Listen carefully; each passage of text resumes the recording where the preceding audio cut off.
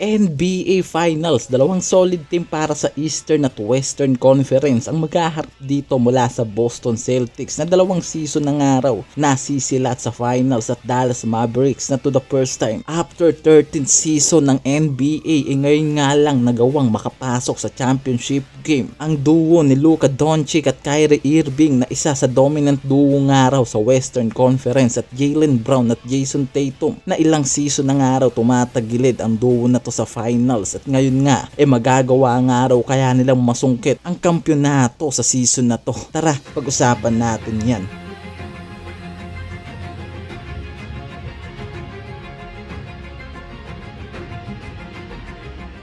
Umpisahan natin sa Dallas Mavericks na after 13 years ngayon nga lang muli nakapasok sa finals dahil yan syempre sa naging magandang takbo ng duo ni Luka at Irving. Samantalang ang Boston Celtics mula 2022 bigo nga raw na makuha ang championship game sa finals. Kaya naman talagang gutom sa kampyonato ang dalawang magkabilaang team na ito. Mula sa first seed ng Eastern Conference na Boston Celtics at Dallas Mavericks na nasa 5th seed ng Western sino nga raw mag-aakala na aabot ang team ni Luka sa finals. Hindi rin naman maitatanggi dahil mula regular season hanggang playoffs naging consistent nga raw ang team na to lalo na sa mga players tulad ni Luka na sobrang taas ng kalidad sa pagiging team leader. At ang IQ nito na masasabi natin na napakataas rin pagdating sa opensa. At pagpasok sa playoffs nakapagtala nga itong si Luka ng 28.8 points, 9.6 rebounds and 8.8 assists sa pagpasok pa lang yan ng playoffs. At sa naging recent game nga nila kontra Minnesota nag-ambag itong si Luka ng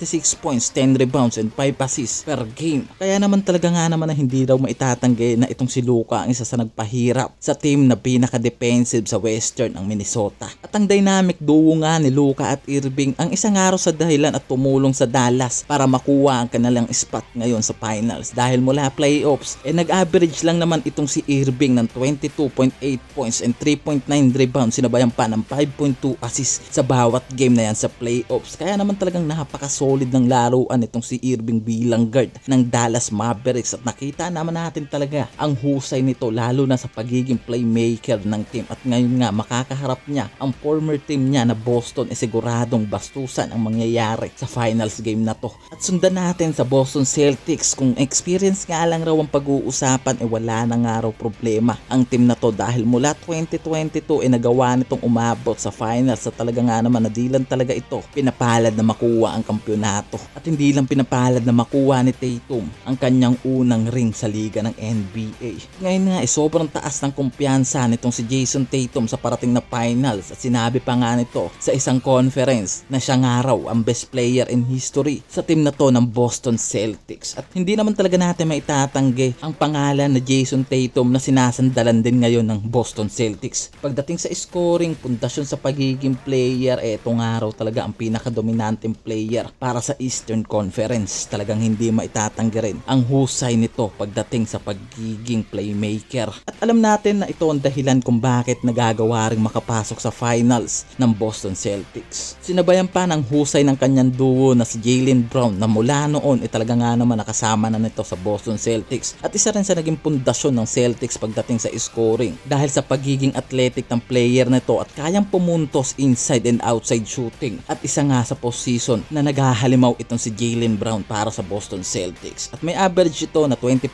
points, 6.1 rebounds and 1.1 steal per game. Talaga nga naman na hindi rin maitatanggi na malaki ang inaambag nitong si Jaylen Brown para sa team ng Boston Celtics at talaga nga naman na magiging solido ang parating na laban sa finals ng NBA League. Kung pag-uusapan nga lang daw sa mga team na na-take over ng dalawang ito alam naman natin kung gaano kabigat ang team sa Western Conference na nagagawang ma-take over ng Dallas mula sa playoffs, mula sa LA Clippers, Minnesota na nilaglag ang team ng Denver Nuggets masasabi natin hindi biro ang naging journey ng Dallas Mavericks sa Western Conference. At alam natin na iba ang kalidad ng mga players sa Western Conference kaya naman hindi malabo na marami ang pumabor dito sa Dallas lalo na ngayon na sobrang gandang araw ng tinatakbo ng duo ni Luka at Irving. Kung susumahin naman din natin nga raw para sa Eastern Conference ibang klase rin ang naging journey nitong Boston dahil sa 37 win streak na ginawa nito sa kanilang home court. At may 64 wins and 18 losses sa buong regular season. Kaya naman talagang namamayagpag nga raw at isa sa pinaka-dominanting team sa Eastern Conference itong Boston Celtics. Talaga nga naman daw na ang dalawang team na to talagang gutom